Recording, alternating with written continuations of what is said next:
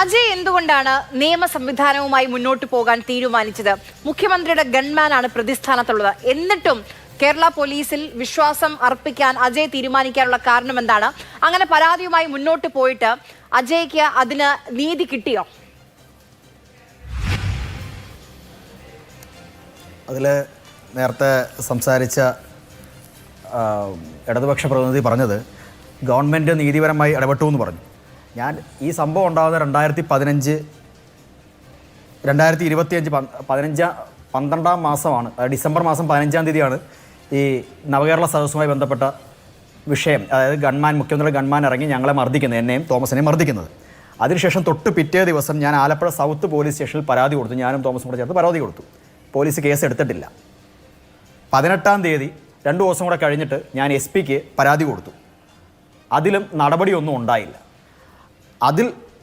അതുമൂലം ഞാനും തോമസും കൂടെ ചേർന്നുകൊണ്ട് ഈ പറയുന്ന JFCM 1-ാം കോടതിയിൽ ഒരു CMB മൂവ് ചെയ്തത്, പ്രൈവറ്റ് അന്യായം മൂവ് ചെയ്ത ശേഷമാണ് 23/12/2025 കേസ് രജിസ്റ്റർ ചെയ്യുന്നത്. FIR ഇട്ട് കേസ് രജിസ്റ്റർ ചെയ്യുന്ന അന്നാണ്.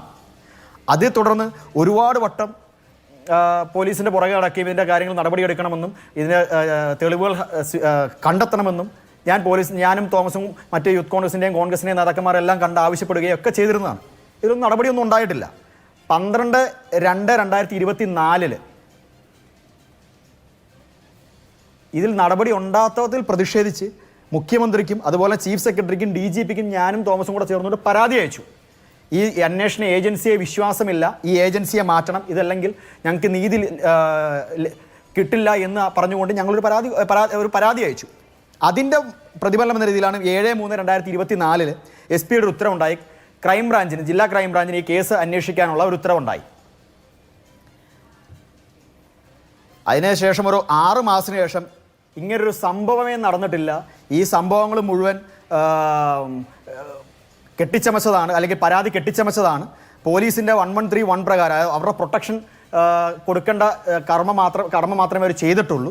ഇസഡ് കാറ്റഗറി പ്രൊട്ടക്ഷനുള്ള ഒരു VVIPയുടെ ക്ലോസ് പ്രോക്സിമിറ്റി റേഞ്ചിൽ ഞാനും എൻ്റെ സഹപ്രവർത്തകനും ചെന്ന് മുഖ്യമന്ത്രി വശത്ത് അടിച്ചു എന്ന് പറയുന്നത് കൊണ്ട് അടിച്ചു. അതിൻ്റെ ഡ്യൂട്ടി മാത്രമേ മുഖ്യമന്ത്രിയുടെ ഗൺമാൻ ചെയ്തിട്ടുള്ളൂ എന്നാണ് ഇവർ റഫർ ചാർജിൽ കൊടുത്തിരുന്നത്. അങ്ങനെ ഈ കേസ് റഫർ ചെയ്തു. അതിനുശേഷം വീണ്ടും കോടതിയിൽ പോയി റഫർ ചാർജ് ഒബ്ജക്ഷൻ ഫയൽ ചെയ്ത ശേഷമാണ് ഈ കേസ് വീണ്ടും പുനരന്വേഷണം നടക്കുന്നത്. ഈ അന്വേഷണം നടന്ന് ഇതുവരെ ആയിട്ട് ഈ കേസിൽ ഒരു നടപടിയും ചാർജ് ഇതുവരെ കോടതി ഹാജരാക്കിയിട്ടുമില്ല.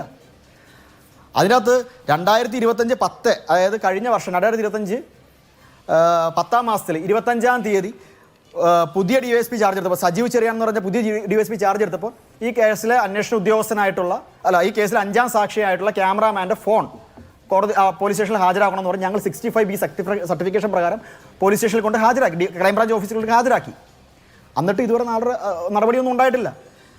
ഇതിൻ്റെ ഇടയിൽ 24/12 അന്വേഷണ ഉദ്യോഗസ്ഥൻ്റെ പേര് KR ബൈജു, 1/2 അന്വേഷണ ഉദ്യോഗസ്ഥൻ്റെ പേര് തോംസൺ, 7/3 അന്വേഷണ ഉദ്യോഗസ്ഥൻ്റെ പേര് അരുൺ KS, 3/7 അന്വേഷണ ഉദ്യോഗസ്ഥൻ്റെ പേര് സുനിൽ രാജ്, ഇപ്പോഴത്തെ അന്വേഷണ ഉദ്യോഗസ്ഥൻ്റെ പേര് സജീവ് ചെറിയാൻ.